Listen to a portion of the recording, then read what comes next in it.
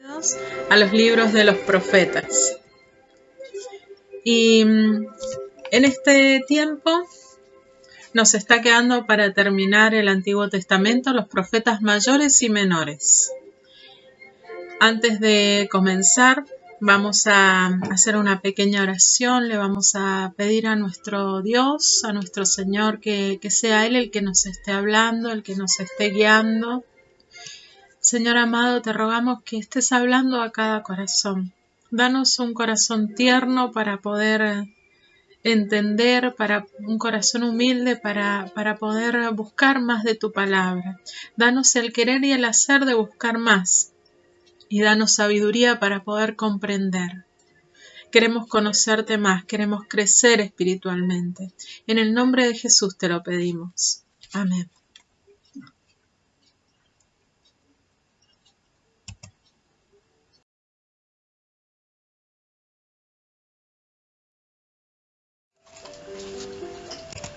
Y vamos a ver los profetas.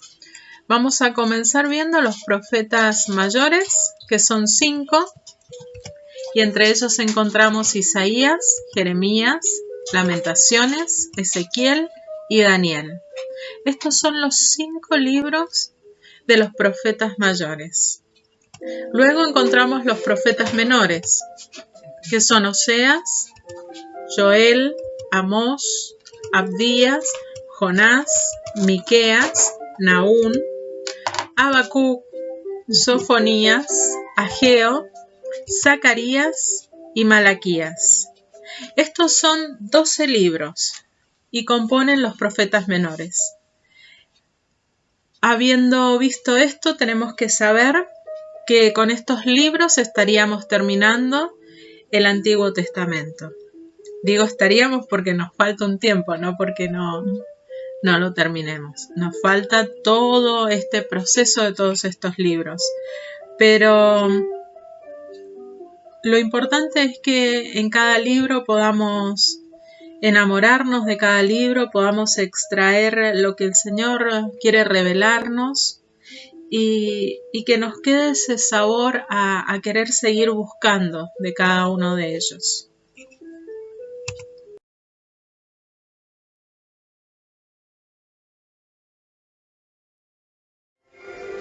Y aquí les he preparado un bosquejo donde tenemos muy resumido lo que pasó en este tiempo.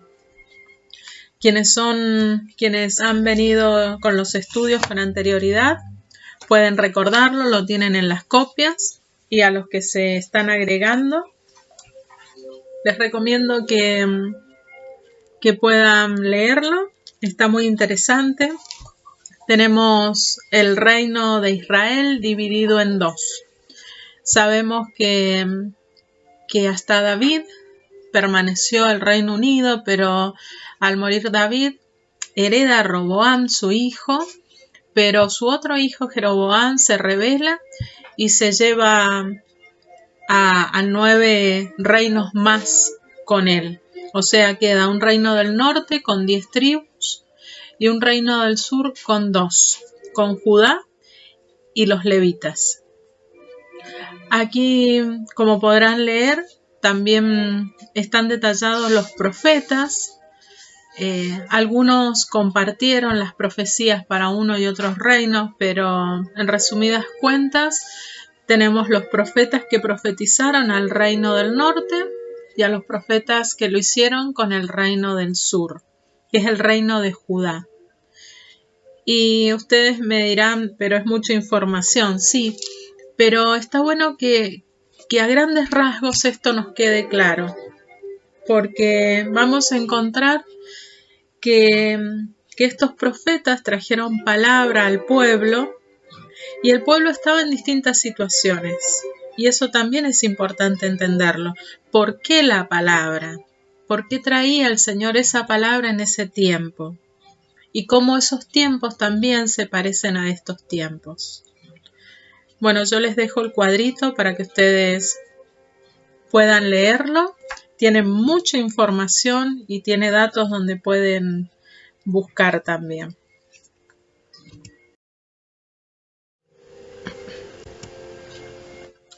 Y vamos a meternos con Isaías, como habíamos dicho. El autor de Isaías es Isaías. Hay quienes dicen que no era Isaías, siempre hay detractores, pero se cree que quien escribe el libro es Isaías. Alrededor del año 700 o 690 a.C. Recordemos la línea del tiempo, cómo tenemos antes y después de Cristo. Y hay algo curioso, importante, que podemos comentar sobre este tiempo, que es más o menos en los tiempos en que se produce la fundación de Roma, también en los tiempos donde empiezan los Juegos Olímpicos, donde los tiempos de esta famosa Cleopatra, que seguramente todos escuchamos hablar, de Alejandro Magno. Bueno, es más o menos en este tiempo cuando Isaías trae estas profecías al pueblo de Dios. Se cree que esta palabra fue para el reino del sur, para Judá. El tema principal de Isaías es la salvación. Les anoté algunas ideas claves que son el juicio del pecado y una promesa de que vendría un Mesías, de que vendría un Salvador. Y esto nos lleva al próximo punto. ¿Cómo vemos a Jesús en este libro? Y podemos decir que vemos a Jesús como el príncipe de paz. Les he anotado una cita que dice: porque un niño nos ha nacido, hijo nos ha sido dado, y el principado sobre su hombro. Se llamará su nombre Admirable, Consejero, Dios fuerte, Padre eterno, Príncipe de paz. Lo dilatado, lo grande de su imperio y la paz que él traerá no tendrá límite sobre el trono de David y sobre su reino, disponiéndolo y confirmándolo en juicio y en justicia, desde ahora y para siempre. El celo de Jehová de los ejércitos hará esto. Y yo les voy a invitar a que ustedes puedan buscar dónde se encuentra esta palabra. Obviamente está en Isaías, así que puedan buscar esta palabra, puedan leerla. Y realmente Isaías es un libro tan interesante, tan hermoso, porque encontramos a Jesús en la mayoría de las hojas. Podemos ver esa promesa, podemos ver el juicio de Dios sobre un pueblo que dice que se había descarriado, sobre un pueblo que de vez en cuando se volvía al Señor, pero volvía a caer. Isaías empieza el libro diciendo: visión de Isaías, hijo de Amós. Y se cree que su papá era tío del rey Usías, dice la historia, lo que hace a Isaías primo del rey. Y también, seguramente, siendo primo del rey, era una persona que tenía acceso al palacio, que podía llegar hasta donde estaba el rey. Seguramente también un hombre letrado, un hombre que tenía costumbres más cercanas a las de un reino, aprendido en muchas cosas. Y también podemos ver un pueblo de corazón duro. Cuando nos vayamos ya metiendo más en el libro, vamos a ir viendo detalles, pero ya con lo que hemos leído, seguramente si ustedes han podido leer hasta el capítulo 7, vamos a poder ver cómo este pueblo que describe el libro se parecía tanto a nosotros. Habla de un pueblo que había perdido el amor a la persona que tenía cerca. Un pueblo que amontonaba riquezas, un pueblo altivo de ojos, un pueblo que había sido cuidado por Dios. Dice que había sido cercado por Dios, un pueblo que había tenido un cuidado especial por Dios. Pero en lugar de dar buenos frutos, dice que este pueblo se relajó y comenzó a darle culto a otros dioses. En ese tiempo, como les comentaba, habían comenzado ciertos movimientos que buscaban el esplendor de la persona, que se empezaban a fijar en cómo podían embellecerse, en cómo podían marcar su cuerpo los hombres especialmente, cómo las mujeres se cuidaban de una manera especial. Y no quiere decir esto que Dios no quiera esto para nuestras vidas, que nos veamos bien, que olamos bien, pero cuando todo esto se vuelve prioritario a buscar la presencia de Dios, ya pasa a ser algo que es de tropiezo para nuestra vida. Y pasó eso, que el pueblo comenzó a mirar que habían muchas actividades alrededor, que las personas en sus tiempos libres se dedicaban a jugar, se dedicaban a luchar, pero como un deporte, que en los tiempos libres comenzaban a quizás a pasar tiempo adorando a otros dioses, y poco a poco no les fue pareciendo tan mal. Y comenzaron a hacerse estatuas, como dice aquí la palabra, y comenzaron a adorar esas estatuas, esas mismas que adoraban los pueblos que estaban a su alrededor, y comenzaron seguramente a hacer apuestas, y las mujeres comenzaron, dice acá, a prostituirse, a ya quizás decir yo tengo derecho, y dejaban sus maridos y se prostituían, a vestirse de una forma que no era la adecuada, y no parecía algo tan malo. Y esto es como que va avanzando de a poco, y no se iban dando cuenta que se iban alejando de Dios. Y el Señor, cuando ve todo esto, se los hace ver,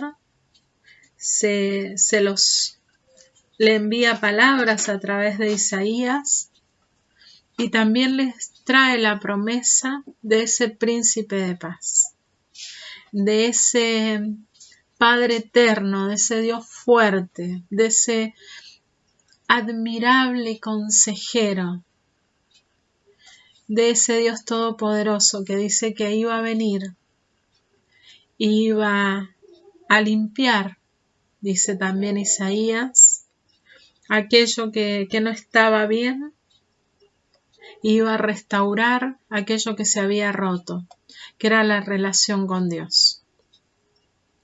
Porque un niño nos ha nacido, un hijo nos ha sido dado, y el principado sobre su hombro.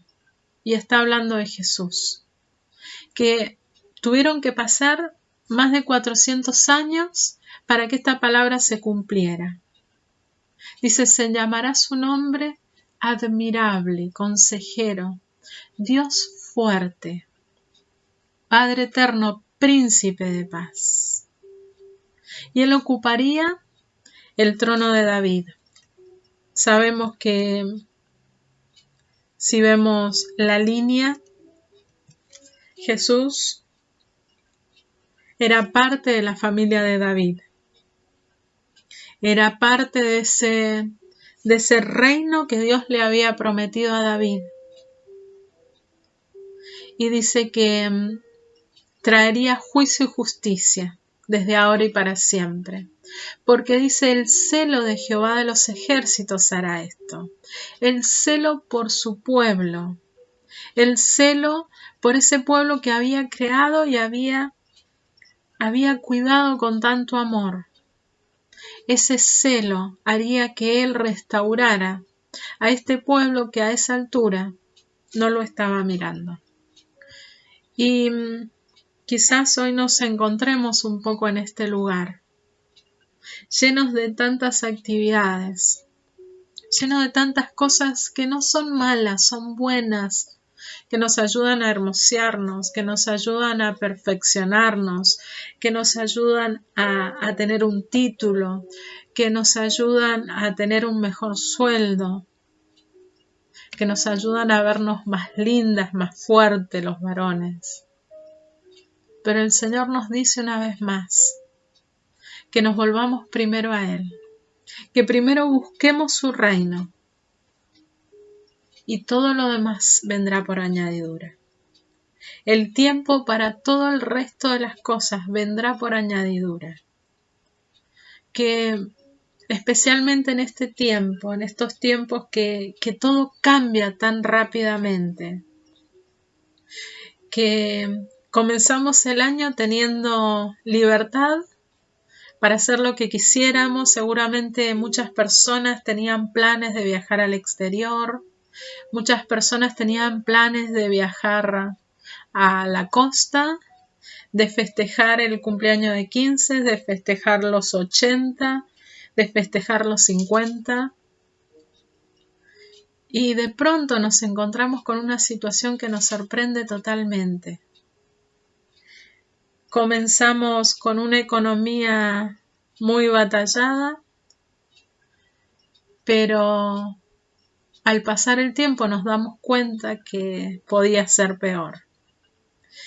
Y aún en medio de todo esto, el Señor sigue diciéndonos que Él trae juicio y justicia a nuestras vidas, que tenemos que confiar, que Él es príncipe de paz y que Él trae esa paz que sobrepasa todo entendimiento, que quizás tengamos que pasar situaciones difíciles porque estamos en un tiempo difícil, y así como dice la palabra que a todo nos acontece por igual, que todos tenemos el mismo tiempo y oportunidad, y que quizás tengamos que pasar por momentos más difíciles de los que hemos pasado.